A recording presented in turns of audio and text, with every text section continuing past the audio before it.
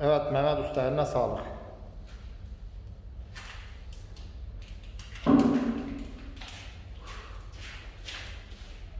Geç Mehmet abi, sen de Mehmet Taşçı'nın yanına geç. İkinizin fikridir bu. Maşallah maşallah, gram duman yok. Biraz da şov mu yapacaksın içeri? Sen kendi dumanını da mı götüreceksin? Mehmet abi hayırlı uğurlu olsun. Allah razı olsun abi. Eline sağlık. Çok teşekkür ediyorum. İşin gücün rast gelsin. Biz memnunuz. Allah da senden memnun olsun abi. Harbiden de iyi çekiyor ha. Senin dumanı götürüyor bak.